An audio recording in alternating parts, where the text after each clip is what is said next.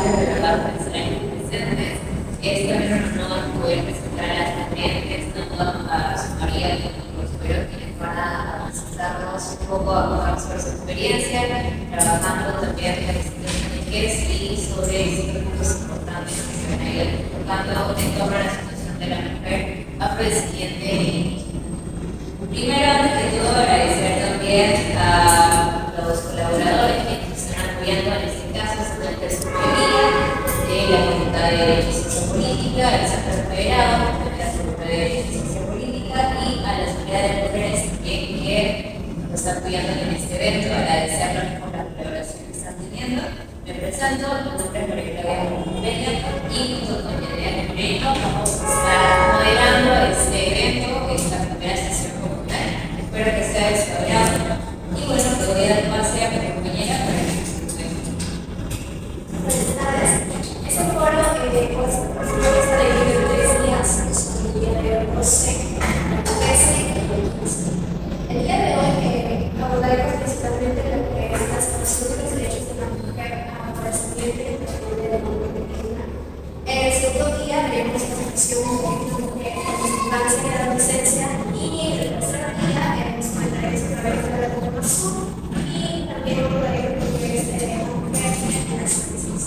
Esperamos que estos días resulten bastante nutritivos para todos los presentes, así como también informar de que está muy relacionado para los estudiantes que de dar a presentar su trabajo, que es de los cosas que ahora es por un poco importante que pueda presentarse.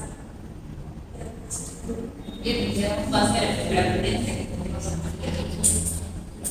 Pues desarrolla también la especialidad de psicología social con la Universidad Nacional Federico Villarreal, que es activista, feminista y antirracista también. Ha participado en diversos proyectos y objetivos con la promoción de los derechos humanos, específicamente en los derechos sexuales y reproductivos y de equidad racial y de género también. Enrollarse como consultora, coordinadora y voluntaria, que ha sido becaria de AAP y de la Embajada de Estados Unidos. También ha sido voluntaria en otras organizaciones en varias y le damos un fuerte aplauso y bienvenida.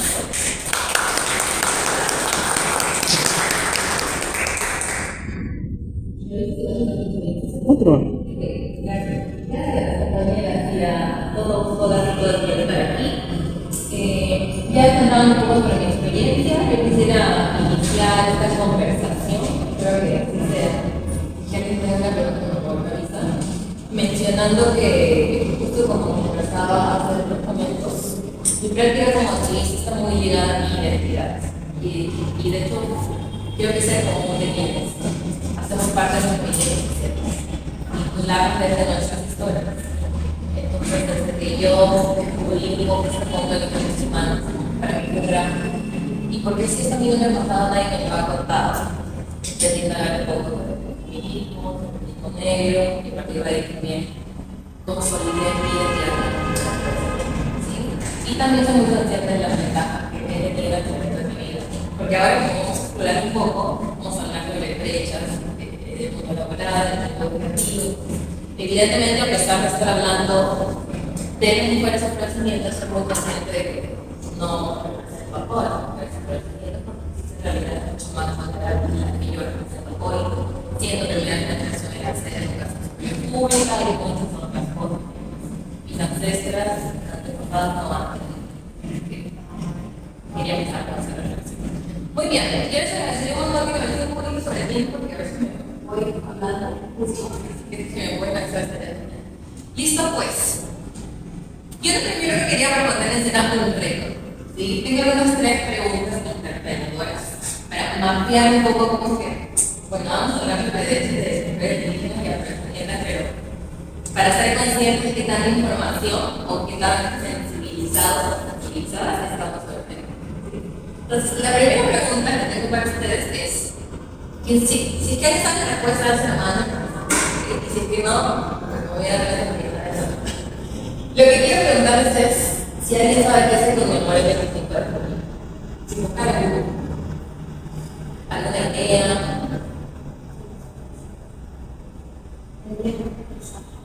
Liderazgo es afrodescendientes, descendientes. Sí. Pero vas a recibir la culpa. Es el día de la mujer afroperuana. Sí, o sea, sí, vas a recibir. Desde hace, me parece que esta resolución es desde el 2020, entonces no llevamos mucho tiempo.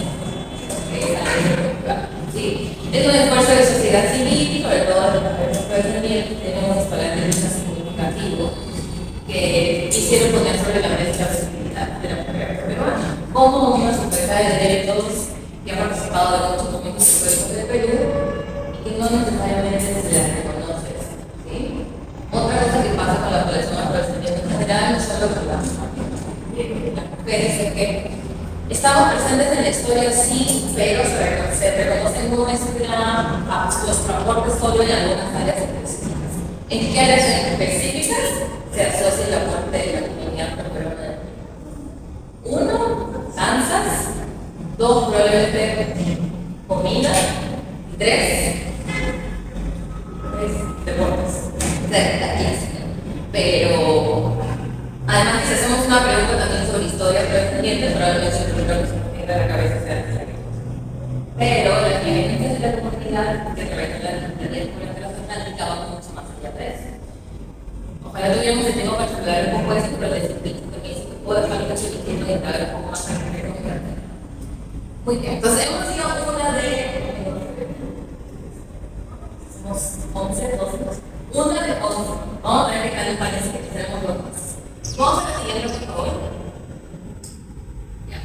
Entonces, aquí hay 5 personajes que son mujeres afroperuanas. Y yo quería preguntarles a cuántos de ellas reconocen. Son 5.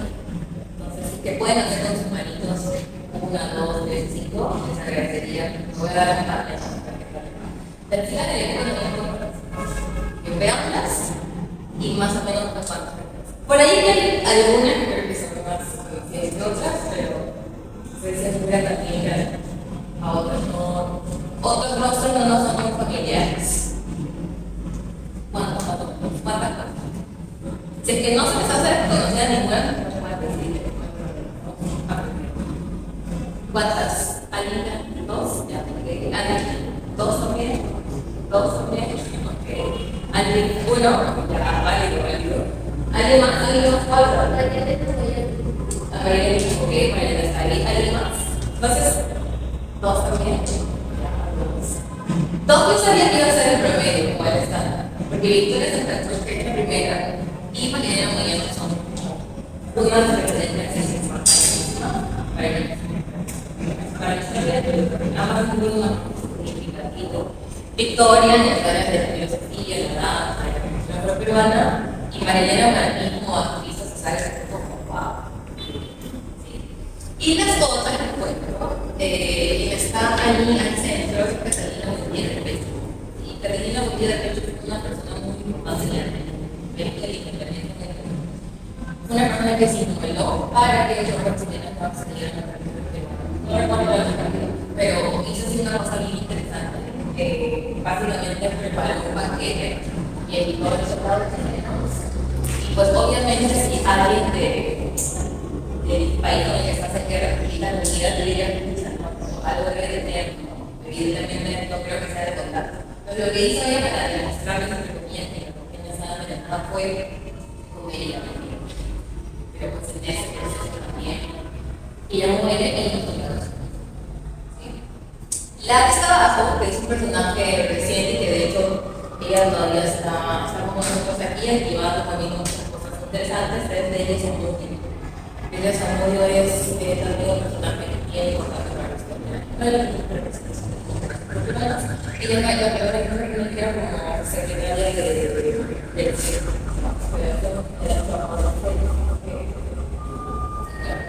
Y también tiene mucho trabajo en temas de educación, porque profesora, me parece que ahora trabaja en un colegio emblemático y fue también una de las coordinadoras de los centros de aprendizaje, parte del equipo de colaboración con la ciencia y la disposición. Y la última, que probablemente de la lista de la menos conocida, es Tomasita de Alcalá. Tomasita es una mujer que con muchos pobres y otros afrodescendientes fue una persona civilizada y traída del territorio africano en épocas del colonialismo. Y lo que hizo ella fue crear una fiesta de escape al esclavismo. Los condados en México y huyó a un lugar que hasta ahora constituye un palenque en la zona central y el asentamiento de la como proyectos importantes para luego de la afroperonía, pero también para el Perú.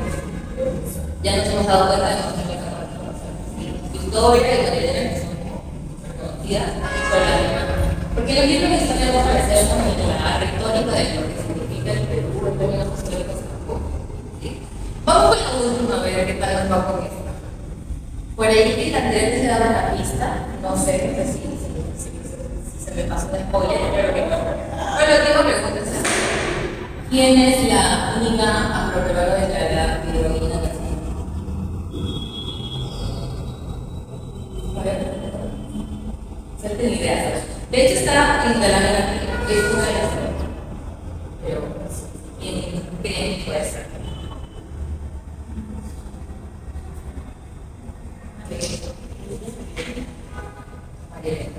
María es la única, de hecho no solo mujer afrodescendiente, sino afrodescendiente. Ninguna otra persona afroperuana así ha recibido la distinción de afroperuana. María en el 2002. ¿Sí? Entonces, para que, sí, yo diría también que María es una cultura más importante en cuanto a identidad y de historia afroperuana, pero sin duda todas de las que hemos hablado también.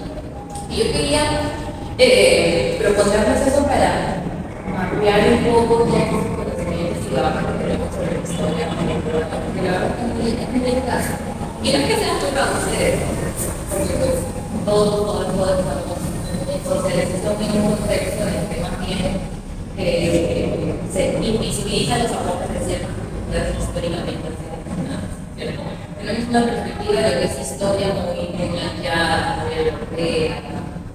Y si hablamos de historia del Perú muy mestiza, está muy plana, pero no conocemos mucho el aporte del pueblo indígena, del pueblo afro, del pueblo portugués, para reflexionar.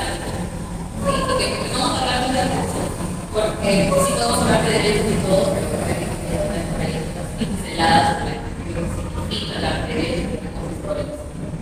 Esa es la introducción. Vamos a lo de Diego, porque ya hizo abajo. O sea, que Diego María, que es la única en el mundo nacional. Vamos siguiente, por favor. Listo. Es que queremos hablar de mujeres bueno, yo que tengo esa experiencia en la sexualidad, de derechos sexuales y reproductivos, siempre inicio con ese tema porque la trata de la esclavitud vinculada a los periodos de esclavitud está totalmente vinculada también a la expropiación, explotación y abuso de los cuerpos de las mujeres negras. Porque la esclavitud, además de ser un sistema de relaciones sociales, es una forma de sistema económico y donde las personas que eran propietarias de los individuos esclavizados tenían una lógica de recuerdo. Si hay más personas esclavizadas, una de las formas de tener más mano de obra era a través de los embarazos de las mujeres negras. Ahora, esos embarazos evidentemente no eran consensuados, no eran mujeres que eran a través de autosexuales. Y esa lógica está muy ligada. Es por eso que los sexuados o hipersexualizados son diferentes. Por ahí podemos compartir esta situación con las mujeres yo quería explicarles a todos cuál podría ser su sea la sanidad y luego de eso se dicho toda una retórica de sí, la enfermera, la sexual, para justificar todos los procesos. ¿Sí? Muy bien, entonces vamos a analizar algunas investigaciones en las pocas que existen pero resulta que sí hay un movimiento nacional muy antigua, pero en cuanto a datos, aquí se con investigación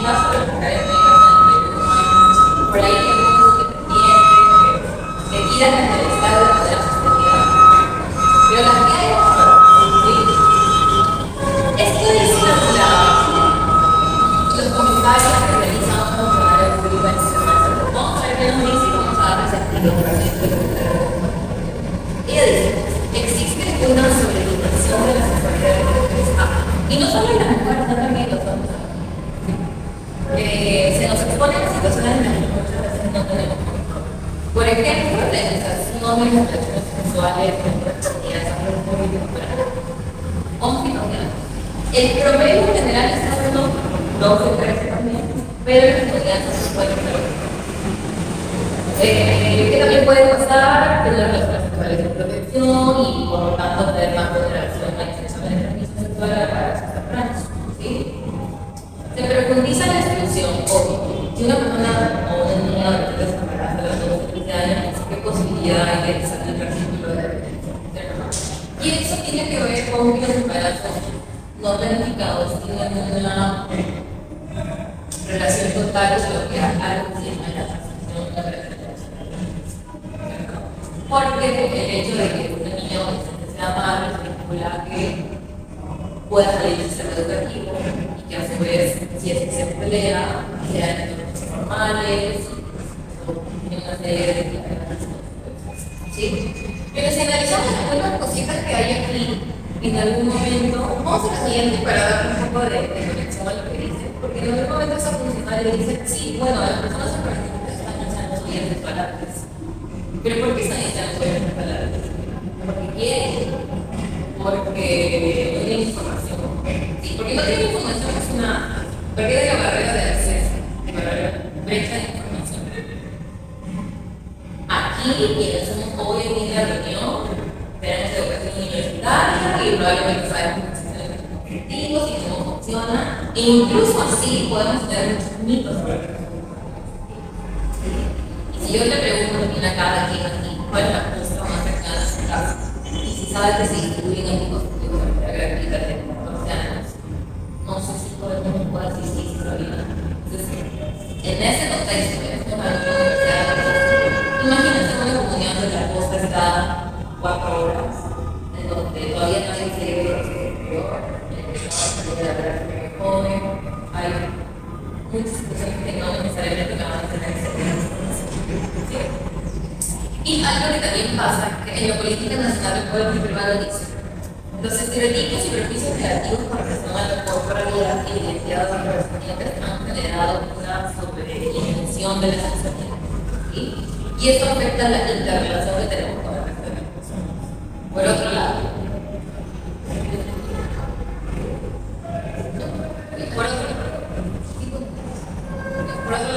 el racismo se interseca con el sexismo, ¿sí? Con el sexismo asociado. Y de hecho, así como pincelada, ¿has escuchado hablar de la interseccionalidad? Es muy popular, ¿no? No siempre viene entendido, pero la interseccionalidad como propuesta teórica, aunque no me la vaya a poder especial de finanzas feministas negras. Porque inicio es un profesor de feminismo, pero sabe de feminismo muy blanco, muy simple, y ahí no puedo trabajar y no puedo acceder al tema. Hoy me meto de manera muy dedicada. Feministas negras, pero no hay idea, pero muy dedicada. Si mis años tratando en el campo, estaba usando simplemente, a partir desde esa como y con los años ya consolido la propuesta de la interseccionalidad que tenía. Entonces, el racismo se interseca con el sexismo, obviamente.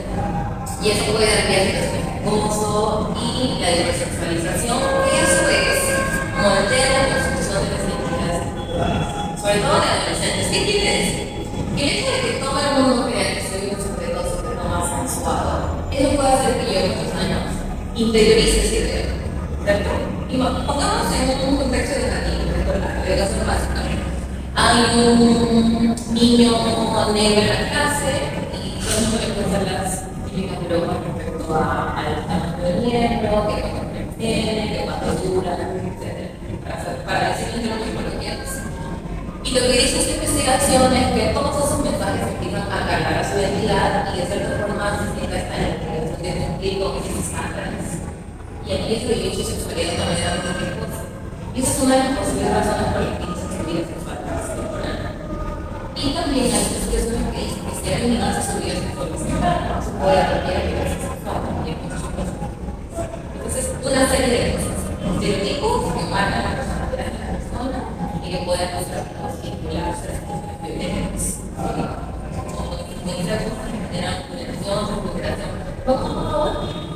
Eso en el plano de la sexualidad, podemos hablar sobre muchas cosas.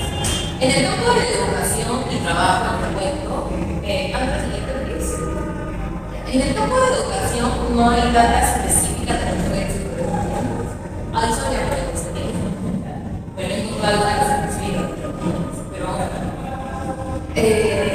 Algo pasa con las personas que somos profes. ¿Sí? El 67% de las obras que nosotros vamos a hacer es la educación superior. Quiere decir que tenemos un 10% más de personas que no están incentivadas en el ámbito superior. ¿Dónde están esas personas? Bueno, sí. Y de ese conjunto, es decir, solo están estudiando el 33%. ¿Verdad? Bueno, es 33. ¿Cuántos de esos 33% terminamos la universidad? ¿Qué pasa con el otro 31%? Papá grande, ¿dónde están? ¿Qué están haciendo? ¿Qué pasó? ¿Por qué dejaron? Muchas personas me preguntan. Pero que se den cuenta de lo que es el racismo estructural y lo fuerte que es. Al otro lado, sí hay por ahí una interpretación de un paper que leí en su momento que explicaba un poco que a través del análisis de las personas que no están trabajando, estudiando, después de terminar la universidad, para identificar quiénes son. Entonces, ahora sí, de ese 3% que sale, evidentemente es el 33, y de ese 3%, resulta que quienes no tienen un empleo, no están trabajando ni estudiando en otro lugar, en la mayoría de casos son 1 jóvenes, ¿sí? Hablamos de adultos, 2 mujeres y 3 mujeres salientes de la universidad pública. O sea, nosotros. ¿Sí? Mujeres jóvenes y estudiaron en instituciones educativas. ¿Sí? Vamos a la siguiente pregunta. Ya. ¿Qué hace la mujer para no brindar una perspectiva que está muy pesimista de la situación? Creo evidentemente que hay equipos que podemos hacer, aunque soy muy consciente también de que hay estructuras sistemas que muchas veces no permiten la avance del desarrollo sociales, culturales, políticos y otros. ¿Qué podemos hacer? Hacer una pincelada rapidito de pronto de la entidad de cómo profundizar más. Hay una autora afrofeminista que a mí me encanta y que siempre la cito, y de hecho es una práctica política que puede citar a mujeres negras, que se llama Esther Ginera. Tiene un artículo que se llama Las heridas del racismo y analiza los efectos psicosociales del racismo en personas afro-latinoamericanas. Y lo que dice ella en un primer momento es que seamos conscientes de que existe el racismo, o sea, no lo vemos. Esa persona que dice, no, todos somos iguales. Existen vulneraciones, existen desigualdades básicas. 2 es trabajar el endorracismo. El endorracismo es un fenómeno bien interesante, porque según Esther Ginera, en temas teóricos muy negras, es este proceso en el que las personas afrodescendientes interiorizamos el racismo.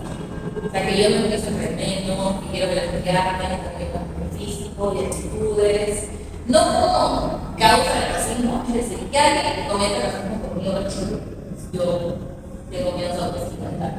Todas las situaciones que yo tengo miedo a autoestima, somos muy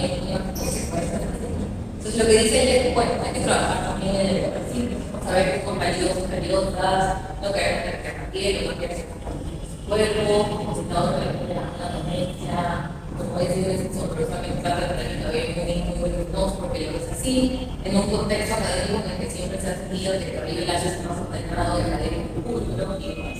Otra cosa que dice, que de hecho creo que calza muy bien con ustedes, lo estoy constatando como estudiantes y militantes académicos, es uno que nos involucramos a movimientos sociales. ¿Sí? Para que a través de algo un poquito. Y saber también que hay un grupo de apoyo de personas afrodescendientes y de otros grupos étnicos que también han atravesado muchas carreras estructurales. Nos sirve como crear comunidad. Así como los palenques, que eran lugares donde las personas socializadas iban, escapadas, performances, un sentido de comunidad. Y por último, algo que también es súper power, creo, es esto que se llama la profesionalización del estudio. ¿Qué quiere decir? Quiero que somos una universidad, que es básicamente ser consciente de que existen estructuras racistas y a través de nuestras carreras, sea la que sea, hagamos algo al respecto. Sea en la investigación, en la chamba que hagan,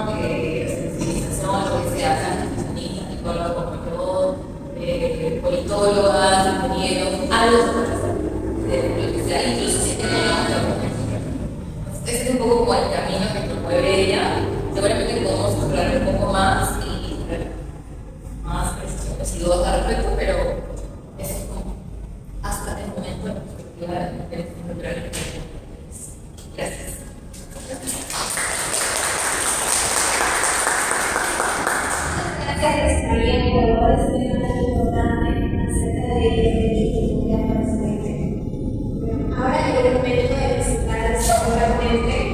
Ella es Mariana Chivo Rosillo, quien es estudiante de la carrera de Ciencia Política en San Marcos, apasionada por temas de género, relaciones internacionales, migración y movilización social. Es miembro del taller de estudios internacionales sociales de Madrid y Nueva y como parte de la organización feminista Voces Directa. Además de egresada de la Escuela Política Feminista de Quinta Ola y actualmente se desempeña como practicante preprofesional en el área de inteligencia y humanidad internacional. Sin más que aquí, les doy el paso a nuestro ponente. Un fuerte aplauso.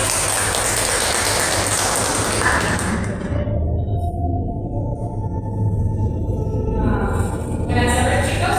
Bueno, como mencionó la compañera acá, la diferencia que sí tengo es que por el área donde yo trabajo puedo ver distintos tópicos, no soy parte de, sin embargo, tengo la violencia muy cercana y los testimonios muy cercanos para mí. Así que recalcar primero esto de que he tratado de hacer toda la ponencia en base a información que he podido sacar, ya sea por documentos que he podido obtener en mi trabajo como documentos externos, documentos del Estado. ¿Ok? Primero que eso. Bueno, en este caso yo voy a hablar sobre la situación de marginación de la mujer indígena. Primero, la situación de las mujeres en diversos entornos en sí es motivo de una creciente preocupación, especialmente en poblaciones indígenas. ¿Por qué? Porque esta se ve agravada por distintos factores en sí. En general se sostiene que la participación de las mujeres en estas áreas es muy poco notable y además se le atribuye barreras que en sí impide y afectan o dificultan su inclusión en diversas áreas. Estas barreras han incluido aspectos culturales, barreras de género establecidos, ocultaciones, bajos niveles educativos, entre otras consideraciones.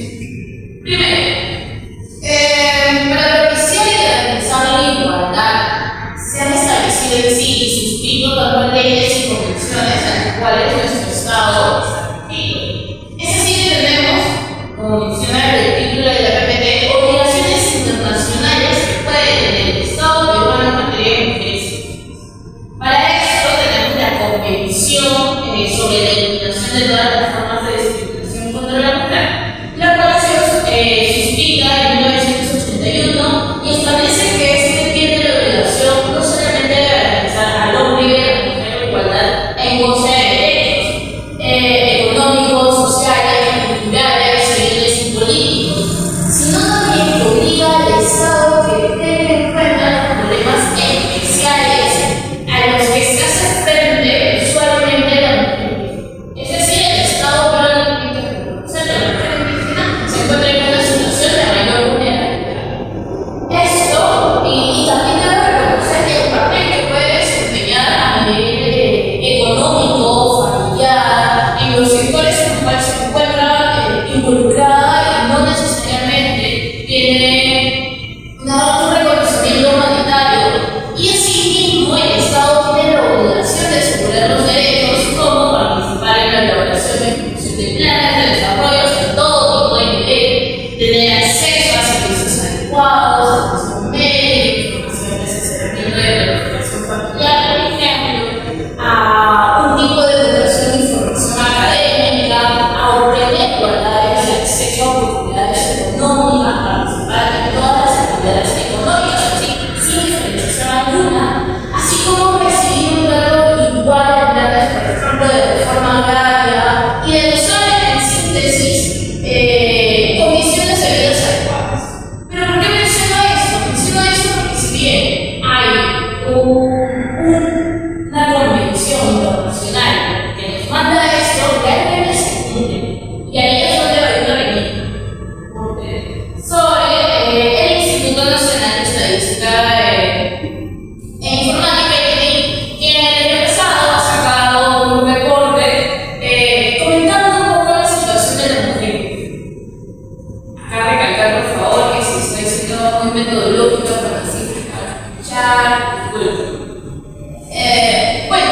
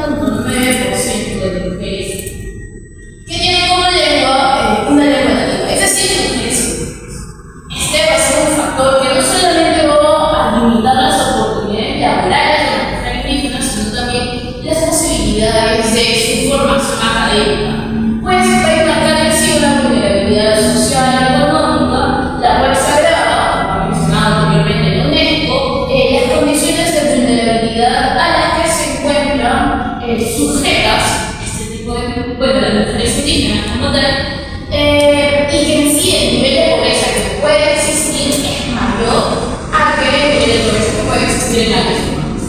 En relación al nivel educativo, la población indígena de mujer en sí muestra un menor nivel educativo alcanzado por los hombres. Si bien tiene una mayor participación en lo que viene a ser el nivel educativo inicial y primario, esto se reduce y tiene menor representatividad de lo que viene a ser secundario y superior. Mencionarles también como dato para que les quede por el dato. En el año 2022, el 19.3% de las mujeres indígenas de 15 a más años de edad no saben leer y escribir. Comparado a los hombres, hay una diferencia de un 6.1%. Asimismo, esto va a mostrar que el analfabetismo afecta en mayor proporción a las mujeres indígenas como tal que a los que residen en área urbana. Asimismo, en el logro educativo, en este promedio de años de estudio que puede tener una mujer indígena, vamos a ver que la mujer indígena tiene en promedio 7.8 años. Es decir, no cumple ni siquiera los 11 años correspondientes que vienen a ser primaria y secundaria. Y entonces esto nos muestra que si tomamos en cuenta el nivel inicial o el nivel universitario de preparación profesional, la mujer indígena no tiene esas posibilidades. También vamos a demostrar que la mujer rural, indígena, va a tener esta diferenciación de no saber leer y escribir, pero a esto se le va a sumar que no tiene un mismo nivel de mayor de acceso a la educación y continuidad de su formación académica. Siendo esto demasiado diferenciado a nivel de los hombres indígenas, que sí, las datas que presenta este informe sí llegan a acabar su primaria, secundaria y hasta llegan a tener estudios profesionales. En el tema de salud,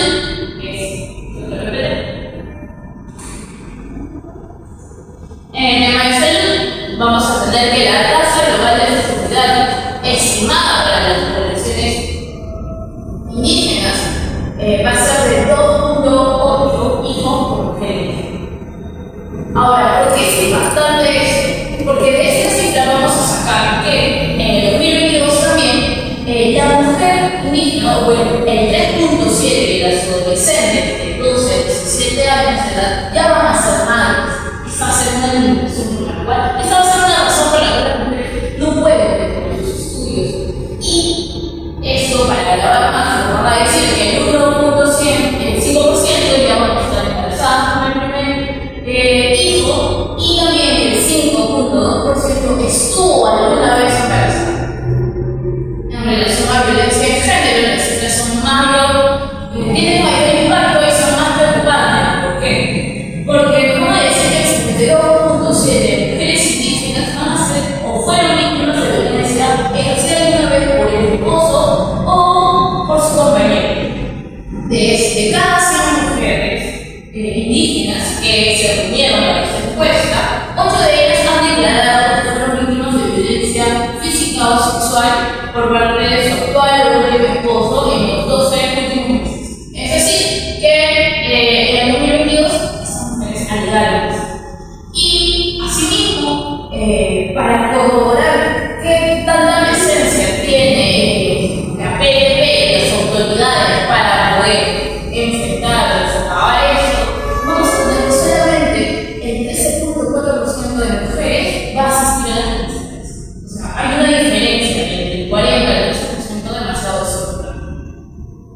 Ahora, en lo que viene a hacer participación económica, esto es muy interesante porque lo que voy a mostrar a continuación es que la mujer indígena tiene casi la misma participación económica del hombre. De hecho, las cifras que les voy a mencionar después son casi iguales, pero lamentablemente aún existe este sesgo y lamentablemente la mujer no tiene el mismo reconocimiento que el hombre.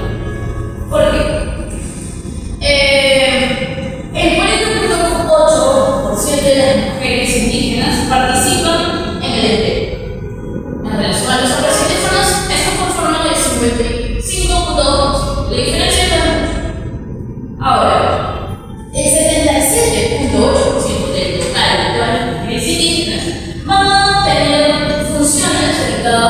sector de agricultura, pesca, minería, sector de servicios, comercio.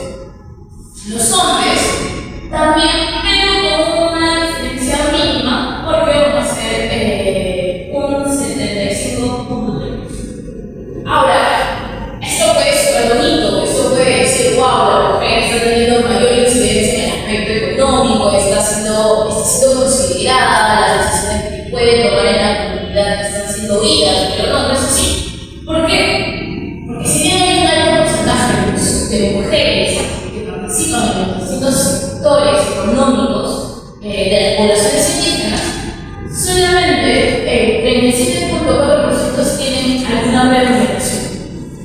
El resto no. Entonces quiere decir que si bien la mujer puede hacer incidencia o puede trabajar directamente en estas áreas, no es reconocida tampoco. Y de hecho se le suma una carga más. ¿Por qué? Porque no solamente va a ser madre de la casa, no solamente tiene estas funciones en la comunidad, sino que es un doble trabajo que no está siendo reconocido. Y que simplemente se le cuestiona por cuestiones de género y como mencionó la compañera de la famosa intersección. Bueno, con esto lo que se va a demostrar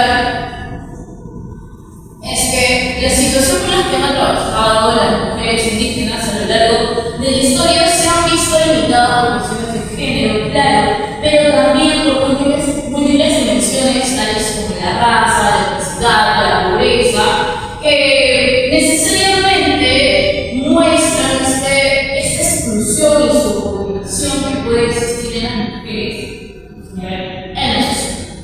Esta intersección de estructuras sociales que va a generar situaciones de discriminación complejas que se mantienen y reproducen tanto a nivel estructural, político y hasta discursivo, lo que queda claro. Y que van a permitir entender las formas particulares en las cuales se puede entender el género y los ejes de exclusión en los diferentes contextos de vida.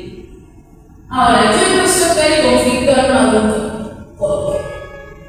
La población indígena como tal en el Perú ha sido históricamente marginada por el Estado por ser la más pobre y alejada de las instituciones, de los centros de poder, algo que se ha visto en este contexto político y histórico. Sin embargo, se reconoce, al menos la Organización de las Naciones Unidas reconoció que no solamente fue una afectación a los departamentos más pobres del país, sino también fue una afectación a las mujeres indígenas que tenían menos recursos económicos. Es decir, no solamente fue una violencia política histórica, sino también fue una violencia de género. En este caso podemos tener las esterilizaciones forzadas que existieron y que, aunque puedo comentar la última audiencia que hubo, realmente no fue de todo transparente. ¿Por qué? Porque el Estado, si bien ha tratado a lo largo de los años de dar apoyo, no ha brindado una justicia necesaria que haga que estas mujeres realmente se sientan seguras y sientan que por fin su caso está totalmente seguro. Como mencioné anteriormente, no hay una justicia ordinaria que haya llegado, no se han previsto formas concretas de reparación. ¿Por qué no? Porque esto va a requerir que tanto la administración de la justicia y el Estado peruano admita públicamente los delitos cometidos, la discriminación que existió y que existe aún, y emprenda un trabajo estatal de reconocimiento a favor de las víctimas como personas de derechos. Una cosa que no pasa acá, no solamente pasa en las mujeres, sino también pasa, por ejemplo, en el último contexto político que vivimos en el contexto de protestas. Bueno, como mencioné anteriormente, las mujeres indígenas enfrentan mayores complejidades, porque no solamente se encuentran reforzadas por una realidad compleja, sino que atraviesan distintas formas de violencia, de discriminación, en el marco de una cultura no heterogénea, que quiere decir que también se da esta discriminación, este climacentrismo, que la mujer indígena se sienta menor y este discurso se le haga llegar a eso. Entonces, como conclusión podemos tener que si bien la democracia y la participación ciudadana respecto a los pueblos indígenas con mayor incidencia, las mujeres indígenas tienen una deuda histórica. Las mujeres indígenas, dada su posición no dominante, se han visto privadas permanentemente de la participación completa y efectiva de los procesos políticos y de hecho de la justicia de la que ellas luchan diariamente, pero ahorita no es reconocida en un ámbito complejo totalitario. Entonces, si no se les ha reconocido los plenos derechos de ciudadanía o como mujer, ¿de qué tipo de Estado estamos hablando? ¿De qué tipo de democracia estamos hablando? Si necesariamente en el Estado peruano lo único que podemos ver son desafíos de pobreza, desigualdad y una inclusión de la diferencia cultural en el género.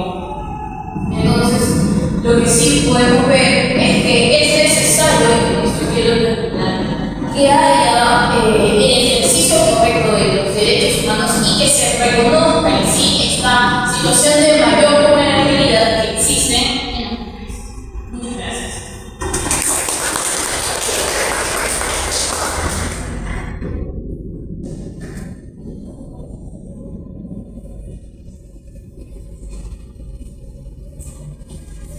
Gracias, Eduardo.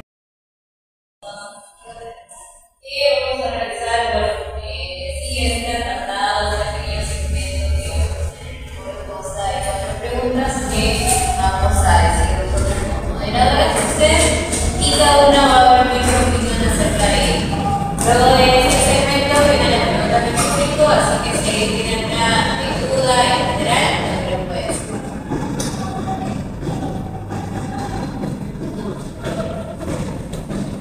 Primera pregunta. ¿Qué medidas pueden implementarse para promover la igualdad de género y el empoderamiento de las mujeres indígenas y afroperuanas en el ámbito laboral y comunitario?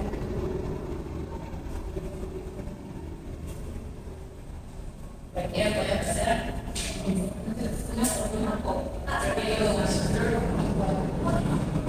Segunda pregunta sería, ¿cómo pueden las políticas públicas y los programas de desarrollo contribuir de manera efectiva a las mujeres indígenas y afroperuanas, teniendo en cuenta sus necesidades y sus perspectivas particulares?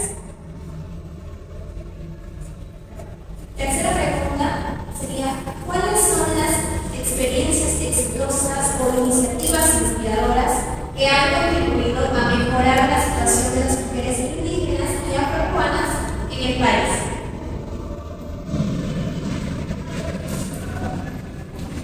Cuarta y última sería, ¿qué papel juegan las organizaciones de la sociedad civil y las comunidades indígenas y afroperuanas en la promoción de los derechos y la equidad de género para las mujeres de estos grupos?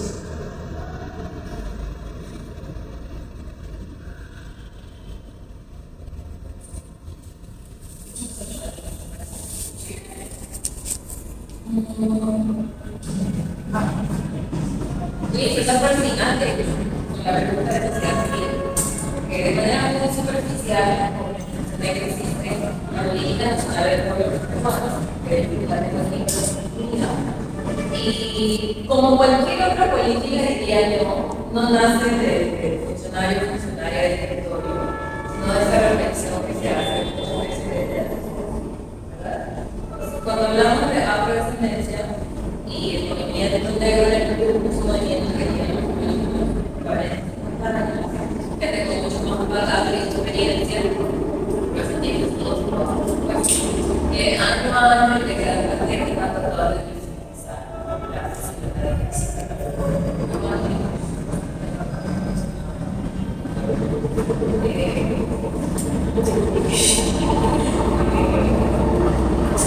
De hecho, la política nacional del pueblo peruano es también una muestra de cómo el curso de la sociedad civil empieza a salir del terreno de la sociedad civil, y de hecho, creo que es una de las cosas que tiene que haber una especie de triangulación entre la política pública, la sociedad civil, Estado y la ley de cooperación internacional.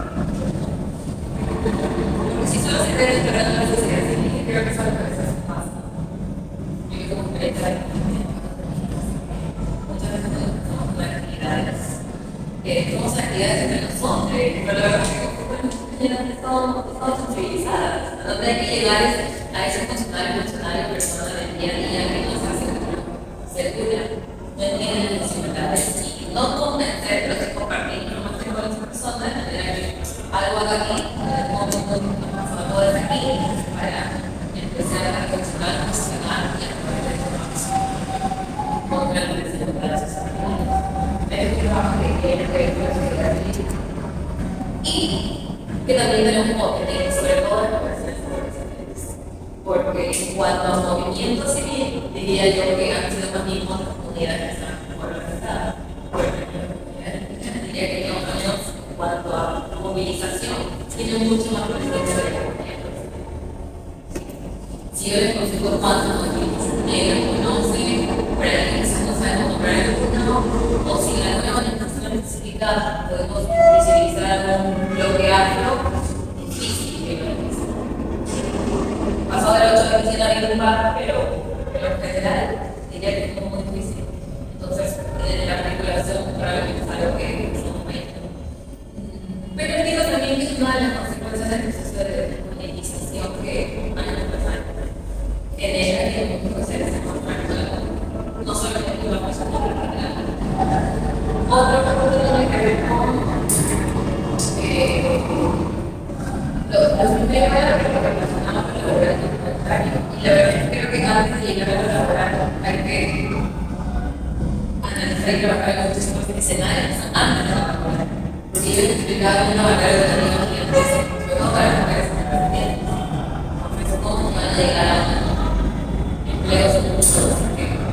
Primero, la circunstancia adolescente no han pasado por las organizaciones de años, todos como la 11, también es una realidad que puede ocupar la empresa. Si es que no terminan, pero es muy difícil que yo pueda ser empleada no empleada, sino pueda ser parte de empleos dignos y justos.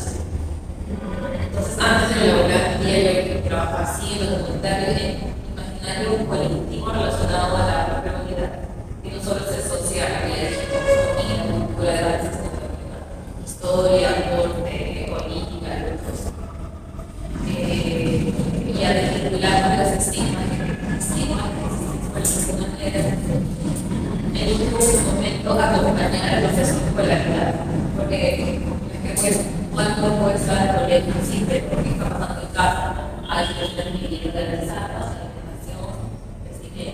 soporte, no solo la comunidad de casa, si no se puede insertar el ámbito de la comunidad de manera formal, hay que ser carencias económicas. Hay muchos factores que analizar antes de siquiera aspirar a ser una persona afrodescendiente de ¿sí? Y ese trabajo comunitario que es más fuerte, yo le quería preguntar, diría que son una de las más desafiantes porque existen políticas. Otra vez ¿cuántas personas aquí sabían ciencias políticas? ¿Cuántos ustedes sabían? Eso es otra cosa que también pasa, que no existe esos puentes entre políticas y ciudadanía. Ahora, esta política tiene una parte también que analiza cómo es que se construida, cómo se construye su base, y habla de sociedad civil, de feministas, trabajo de campo, todo bien en política pública, pero también pasa esto, incluso siendo simultáneamente profesores no saben que existe una política otra vez, creo que esto este lado científico comunitario y social, de la humanos, de cambiar. ¿Qué pasa también con esto de los políticos? Porque hay políticas, cada vez hay cada vez hay pero hay muchos planes de enseñamiento, por ejemplo, las mujeres ahora sí que tenemos más empleo, pero resulta que el trabajo en el sector moderado sigue siendo 3/4 partes desarrollado por las mujeres de comunicación en relación a esto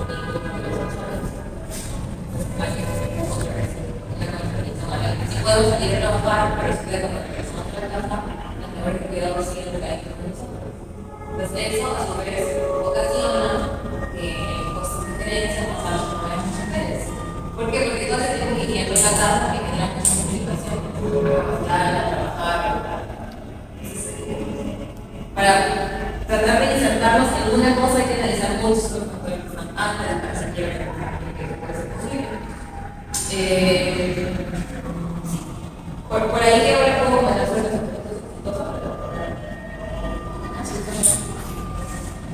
bueno, quería iniciar con la segunda pregunta que hicieron sobre las políticas públicas, que deberían tener estos programas o no deberían desarrollarse.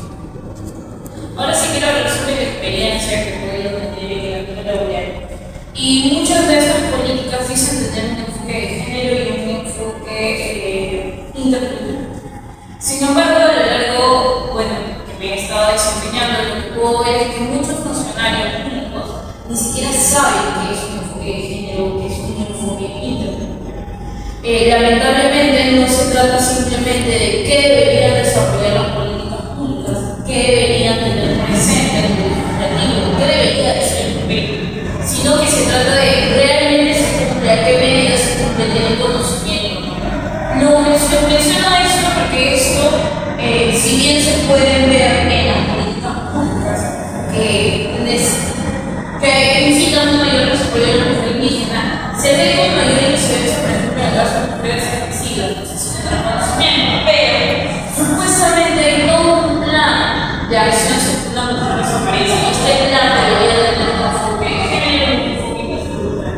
Pero cuando se le hace entrevistas, cuando tenemos reuniones con esas autoridades, muchos de ellos ni siquiera saben que existía eso, ni siquiera saben cuál es los puntos específicos del plan de búsqueda de mujeres.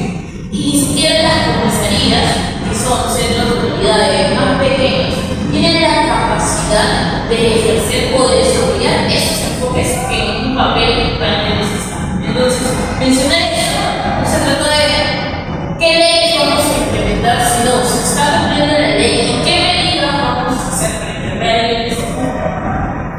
Entonces, de esto quiero partir a la pregunta de qué experiencias exitosas han contribuido a la mejora de la mujer. Como mencioné, y esto es algo que quiero recalcar mucho, no solamente se tiene la presencia de las leyes que puedan ejecutarse en el Estado peruano, sino también algo que de mayor influencia y de mayor incidencia es lo internacional. Las mujeres indígenas, por ejemplo, si nos vamos a la zona, vuelvo a tomar ese tema, que es un tema que he visto de manera muy cercana de las mujeres, de esterilizaciones forzadas. ¿Por qué tienen esta posibilidad de hacer audiencias en la Corte Interamericana de Derechos Humanos? ¿Por qué? Porque este es un espacio en el cual ellas recurren a ver que el Estado peruano no les da la posibilidad de luchar por sus derechos. Entonces, estos organismos internacionales, estas convenciones internacionales, como mencioné anteriormente, obligan al Estado.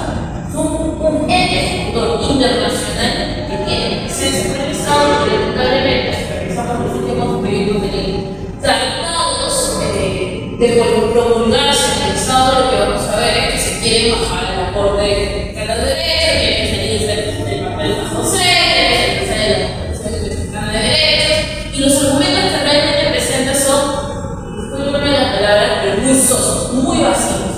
Entonces, esto quiero que, si lo menciono, es para que tengan conocimiento sobre esto, y cuando traten, por ejemplo, de hablar tanto de la situación de la mujer en general, de la mujer indígena, de la mujer afrodescendiente, tengan la certeza de decir, claro, el Estado peruano puede decir una cosa, pero realmente lo que necesitamos, o qué medidas se está haciendo actualmente. Si vemos el Estado de ahora, simplemente quieren hacer cosas que sean un interés privado en vez de un interés que rija el bien común y el interés general.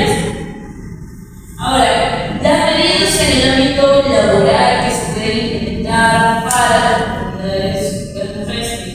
En este punto estoy muy de acuerdo con la compañera porque obviamente si las mujeres indígenas tienen un nivel emocional muy bajo de educación, ¿cómo vamos a hacer que pueda acceder a medidas laborales o a posibilidades laborales dignas?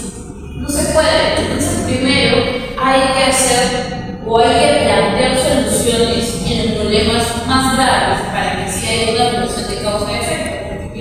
¿O a qué me refiero? A que obviamente si la mujer indígena o la mujer general puede acceder a una formación académica e igualitaria como si estuviera en el niño o en una zona humana, ella va a tener mayores posibilidades de también ejercer un empleo. Ahora, con esto me voy a la última pregunta de esta percepción o la influencia de las sociedades civiles. Lo primero que tiene que hacer la sociedad civil en general es reconocer que sí existe una discriminación, una situación de vulnerabilidad de la mujer mayor y más de una mujer indígena afrodescendiente, y esto depende también del aspecto demográfico en el que se encuentra. Una mujer indígena de la sierra tiene un porcentaje más de posibilidades de transformar una mujer indígena de la sierra. Entonces, primero hay que reconocer eso. Primero hay que reconocer que existe un sistema conservador, un sistema patriarcal que limita muchas veces no solamente en el ámbito legislativo, sino también hasta en lo discursivo. Entonces, cuando el Perú reconozca eso, tenga la capacidad de reconocer que es un Estado discriminador, que es un Estado primacentrista, que es un Estado que no vela por los derechos humanos, que es un Estado machista, ahí recién la sociedad civil va a poder ejercer. ¿Por qué? Porque se va a desligar de todos los sesgos que pudiesen tener. Hasta ahí me interesa eso. Dos preguntas para cada uno para empezar a analizar y a luego yo tenía pendiente lo de experiencias exitosas. Entonces, quería analizar un poco lo que es la política nacional del pueblo afroperuano para o identificar qué apartados, en qué apartados podemos ver progresos. Yo he notado algunos otros, no mucho, como dice la compañera, pues está aquí y ha sido parte de un grupo de teóricos, profesionales y funcionarios, pero al final son 8 años que nos estamos aquí. Pues vamos a analizar unas marcas. Lo interesante de la política nacional del pueblo afroperuano es que tiene 5 objetivos prioritarios. Trabajar en redes sociales, laborales, educativas, pero una forma específica para las mujeres. Es decir, reconociendo que dentro de la diversidad de afroperuanos, el hecho de ser una mujer afroperuana, la vulnerabilidad, porque hemos analizado los aspectos públicos y que evidentemente somos una vinculación con esta mujer y también algunos servicios que según la política se deberían implementar son los siguientes. La primera, en manos de mí, servicio de atención integral a mujeres afectadas por todos los tipos de violencia. 2, fortalecimiento de capacidades regionales, regionales y distritales para prevenir violencia contra los peruanos. 3, orientación y acompañamiento para casos de hostigamiento sexual, que tenía que ver con el cuarta, atención y consejería en salud sexual y reproductiva. 3, capacitación del autoempleo. Y la última, asistencia técnica a mujeres afroperuanas para la autonomía económica. En cuáles identifico que hay algunos progresos dentro del tiempo que he tenido para analizar. Evidentemente podría hacer un análisis más grande y establecer toda una serie de capacidades que realmente estoy implementando. En lo que es capacitación, en lo que es autoempleo y autonomía económica, el Ministerio de Trabajo, el Ministerio de la Mujer, hizo un proceso de vinculación con una iniciativa de la sociedad civil que se llama Feria de Afroemprendedores, que evidentemente son solo personas afrodescendientes que tienen los emprendimientos en diferentes áreas. Y lo que hicieron es vincularlas a una actividad que se desarrolló fuera de Lima, otorgándoles como una vitrina para poder empezar el proceso. Es como un apartado, no digo que resuelva las diferencias estructurales, pero en este plan, en esta política, todas las actividades deberíamos hacer que son independientes. Lo siguiente que por aquí tengo es que por ahí algunas otras cosas para comentarles también. Recién en el 2017 en el último censo en el Perú, digamos, como detrás ahí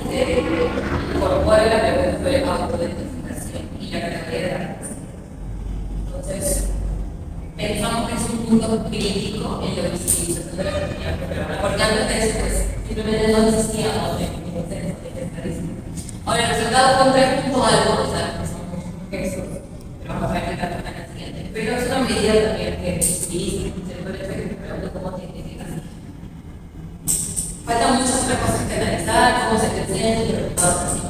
Hay muchas otras cosas que pueden haber o verse, pueden ser entendidas como experiencias exitosas que digan hay un proceso también que se lleva hace algunos años en cuanto a la sexualidad reproductiva, de lo que buscaba era incorporar la pregunta de autoidentificación étnica en usuarios y usuarios en una localidad con mayor presencia. Llegaba y la pregunta, pero obviamente después de evaluación la mayoría no lo hacía, se lo hacía como proceso que tiene muchas aristas y que en realidad trata de utilizar eso. Hay por ahí algunas otras más que pueden ser la sociedad civil, recuperación, como bodas, becas, que también son iniciativos no general, pero de cierta manera también promueven la inserción laboral de los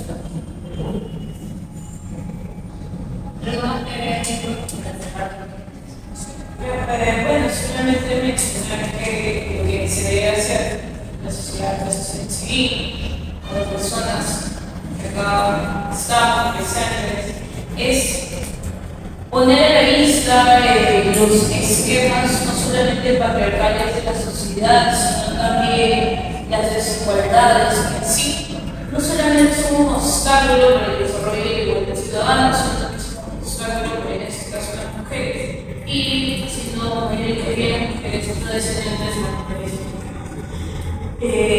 Estos esquemas, como mencioné anteriormente, solamente reafirman posiciones subordinadas a la mujer, una posición de sometimiento no solamente a una estructura social, sino también a una estructura cultural, una naturalización de discriminación, de violencia de la mujer por parte por la forma en cómo puede ejercer sus roles, y peor aún en su condición étnica es indígena, pues va a tener consigo misma esta carga de inferioridad étnico-cultural combinada con una inferioridad socioeconómica y aparte por la persona. Entonces va a tener muy presente.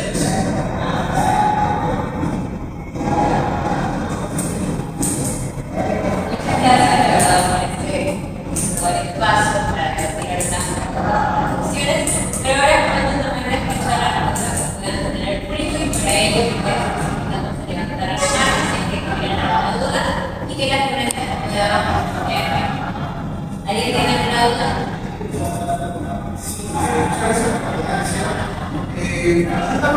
Concepto de interseccionalidad, porque creo que hablan mencionadas. Por ejemplo, yo recuerdo que ese concepto lo leí cuando estaba leyendo el debate. Creo que ya es entender que existen varias estructuras de dominación que afectan la vida, la vivencia de las mujeres. Por ejemplo, cuando se habla de interseccionalidad, nosotros también se tiende a entender la pluralidad de mujeres que existen en la sociedad. Por ejemplo, tenemos unas desigualdades que pasa, por ejemplo, una mujer blanca, occidental, europea, no son las mismas que tiene, por ejemplo, una mujer indígena que proviene muchas veces de acá. Tengo entendido que acá ese concepto de interseccionalidad es transversal de todas las asistencias de la política pública. Entonces, yo quisiera saber más o menos cuál es su postura de todo concepto de interseccionalidad, ya que ustedes aman la funcionada, porque sí, el sentido de la intersección crítica por la y el feminismo constructuralizado, el concepto de feminismo interseccional o algo interseccional.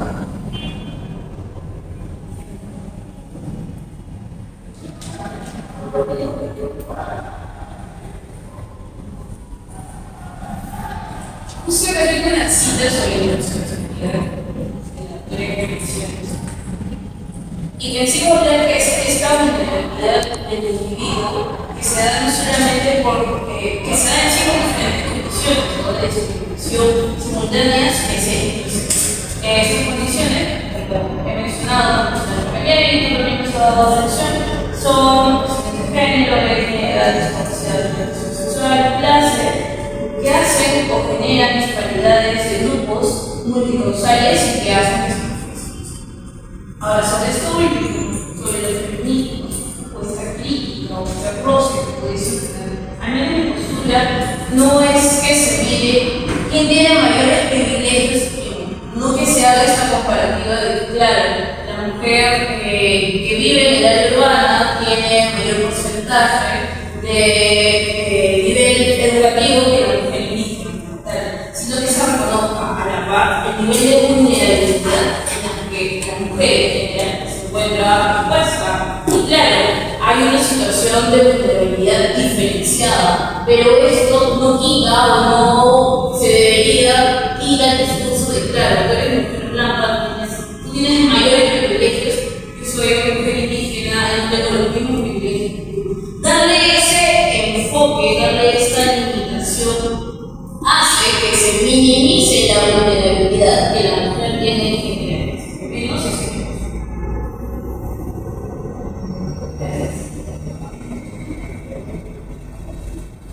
es una pregunta muy interesante y hasta teórica y quizás metodológica de respecto a la interseccionalidad.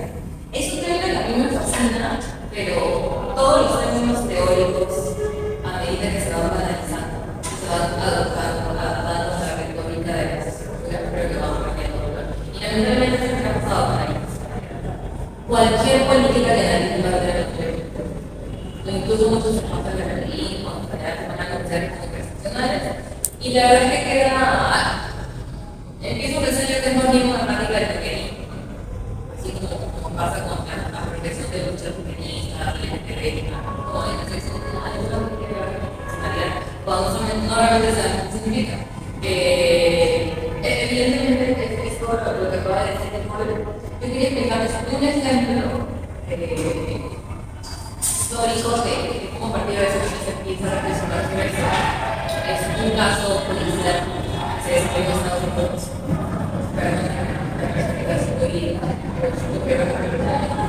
En el que unas mujeres negras trabajaban en la fábrica. No es sexismo porque en esa fábrica trabajaban mujeres negras, pero no eran mujeres negras. Entonces no entendían la coexistencia del hecho de ser mujer y de ser negra significaba que por eso se habían insertado con mucha más demora al trabajo en esa fábrica. A partir de ahí se puso ese caso muy conocido en empieza un poco el diálogo de la construcción más teórica de la que los dos de Stephen Liberation lo explica un poco de ese cruce de autopistas. Claro, a mí tampoco lo logro entender muy bien, pero en general la definición, y yo comparto con ustedes, que puede ser un poco más flexible, es que la interseccionalidad es una herramienta de análisis. Y como decía Nicole, no es que para pedir quién tiene más privilegios o quién tiene más moderación, sino para entender qué identidades existen y pueden hacer que una persona esté en condiciones más preocupantes. Y a partir de esto saber qué puedo hacer. Hablemos otra vez sobre el plan de desarrollo sexual y reproductivo. Hay normativas del sistema reproductivo, políticas nacionales, distribución colectiva anticonceptivos, vamos a ver todo lo que decía. Resulta que las cosas hospitales la distribución de la reproducción ¿sí? Todo el mundo recibe información. Todo el mundo tiene acceso cercano. Entonces, son ejemplos de cómo hay comunidades específicas que, a pesar de que existe el derecho, va a ser mucho más difícil de acceder. Entonces, la interseccionalidad en esta fase podría ser esa herramienta que justamente se transversalice para decir, mira, pero está muy lejos, o resulta que cuando vamos al establecimiento de salud, lo primero que va a pensar el personal médico es que, bueno, si no, porque tenemos pareja, para que vamos a la alimentación, si se va a ir a la tontería que puede decir. Entonces, más bien como analizar qué situaciones se están dando para saber qué hacer. Otra cosa que pasa en los servicios de salud sexual ¿Por qué? Porque los psicólogos profesionales pueden tener una perspectiva muy adultocentrista de las sexualidades. ¿Sí? Otra vez, hay distribución de objetivos que felices todos y todas. Porque uno, un adolescente primero, su tiempo a veces depende de cero, no tiene ingresos económicos, está estudiando, no sabe cosas difíciles. Entonces, la idea de los servicios diferenciados solo para adolescentes es que sean más accesibles, adaptados a la realidad de esos chicos. Esa es mi experiencia y mi perspectiva de María. Es una herramienta muy poderosa, pero sí, yo también he leído algunas críticas que, más que de pronto criticar lo que es la metodología de la sexualidad, que tiene más bien la banalización del término y la apropiación del término de las estructuras, el capitalismo y todo eso que significa los sistemas de explotación. Eso es lo que yo más bien he leído desde la crítica. Muchas gracias. ¿Alguien más desea repetir otra pregunta? ¿Tiene alguna duda? Bueno, en este caso, muchas gracias a todos por su participación. Es momento de concluir esta parte del evento. Sí, no se preocupen porque tendremos muchos temas interesantes en los próximos días, así que estén atentos por todas las redes. Y bueno, será vernos también en los próximos días y que tengan una buena noche. Muchas gracias. Adelante para cerrar,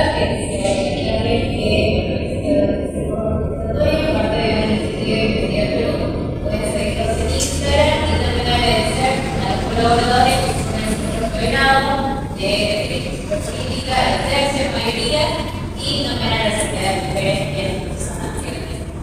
Muchas gracias.